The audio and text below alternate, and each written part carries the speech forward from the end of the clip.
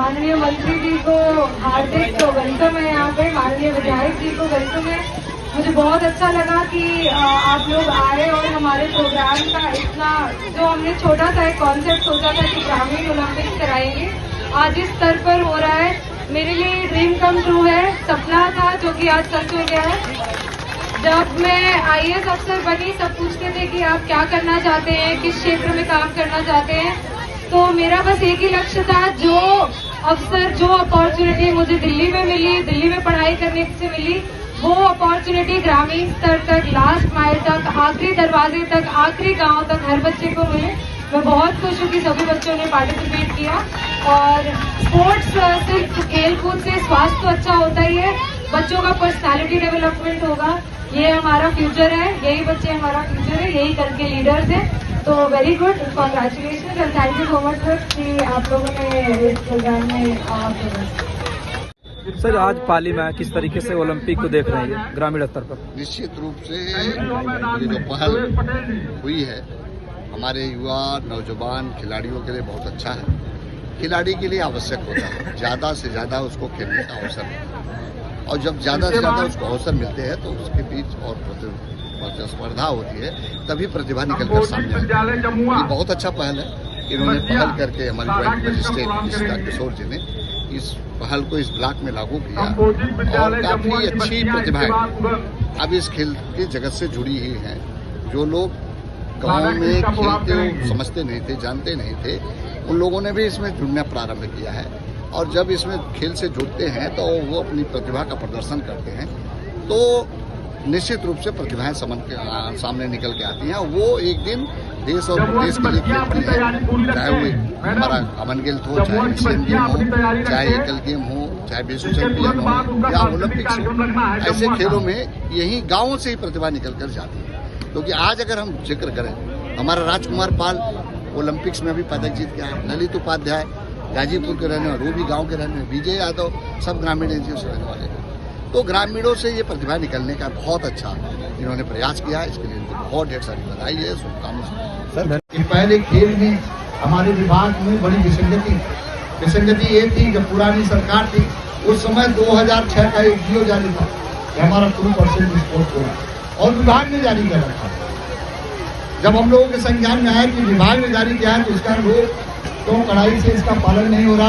हर जगह स्पोर्ट्स के क्षेत्र से जुड़े हुए जो हमारे युवा खिलाड़ी उनको कोटा क्यों नहीं मिला, क्या भी संगति है? तो पता चला कि कार्मिक विभाग से जो जियो जारी होता है वही सभी विभागों पर प्रभावी होता है। तो इस विसंगति को भी हमारी सरकार ने दूर किया। माननीय मुख्यमंत्री जी के संज्ञान में इस विषय को लाया गया और माननीय मुख्यमंत्री जी ने कहा कि इसको कार्मिक विभाग से जियो जारी कराया जाए, और कार्मिक विभाग से हम लोगों ने जियो जारी कराया कि स्पोर्ट्स का 2% कोटा होगा।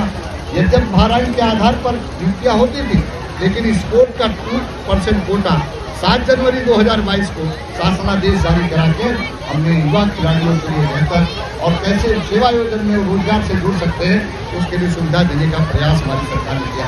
मुझे बताते हुए प्रसन्नता, मुझे बताते हुए खुशी की बात, पहला विज्ञापन हमारे सरकार के पुलिस विभाग ने निकाला, 534 कुशल खिलाड़ियों भर्ती की प्रक्रिया निकाला, और उसमें लोगों ने आवेदन किया।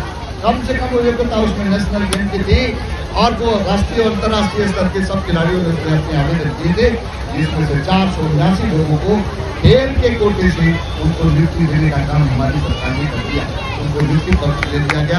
इसलिए मैंने कहा वो परिभाषा को बदल दिया हमारी सरकार ने। अब जो है हम तमाम तरह के ऐसे लोगों को रोजगार से जोड़ते, उनके जीवन में किसी प्रकार का संकट न हो। हमारा युवा खिलाड़ी होनहार खिलाड़ी है, उसको रोजगार से जोड़ेंगे और अच्छा बेहतर प्रदर्शन करेगा। इस दिशा में सरकार ने कदम उठाया। मैं आज के इस अवसर पर एक बात और चर्चा करना चाहता, कोई खेल नीति नहीं बनी, ये विभाग बिना खेल नीति की करता चल रहा था। लेकिन मुझे बताते हुए खुशी है, प्रसन्नता है कि हमारी सरकार ने 2023 में एक नई खेल नीति के साथ इस उत्तर प्रदेश को दिया, और उसमें हमने बेहतर, उसमें सब खिलाड़ियों के हित के लिए, खिलाड़ियों की सुविधाओं को ध्यान में रखकर उस खेल नीति को बनाया है। उस खेल नीति में हमने ये भी कहा, अनिवार्यता किया कि 45 मिनट के अनिवार्य, अब चाहे वो कॉन्वेंट स्कूल हो, चाहे वो CBSE का, तो IICSE बोर्ड का हो, या प्राथमिक स्कूल को प्राइवेट हो, डिग्री कॉलेज हो, यूनिवर्सिटी हो, सब जगह 45 मिनट की खेल अनिवार्य रूप से होनी चाहिए और आने वाले दिनों में हम इसको बहुत कड़ाई के साथ इसको पालन भी करने वाले हैं।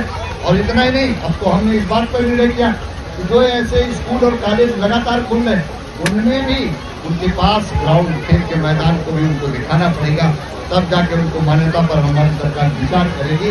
हम अगला कदम ये भी उठाने वाला, इस दिशा में भी हम ले जाने वाला, जैसे कि हमारे जो युवा हैं उनको बेहतर इंफ्रास्ट्रक्चर मिले, तब जाके उनके अंदर प्रतिभा और आगे निकल सकती है। और उसी में हमने एकलव्य क्रीड़ा कोष का भी गठन किया। हमारा ऐसा कोई खिलाड़ी है, अगर उनको खेलने के लिए कहीं जाना, कहीं दूसरे देश में भी जाना या कहीं अनदर स्टेट में भी जाना, अगर आर्थिक रूप से वो कमजोर है, वो नहीं जा सकते खेलने के लिए, तो माननीय मुख्यमंत्री जी ने कहा था जो हमारे युवा खिलाड़ी है, जिसके अंदर टैलेंट है, होनहार है, हमारे प्रदेश का नाम, देश का नाम रोशन कर सकता है, लेकिन कौन से पैसे के अभाव में वो खेलने नहीं जा पा रहा है, तो सरकार की ओर से उसको आर्थिक मदद होनी चाहिए।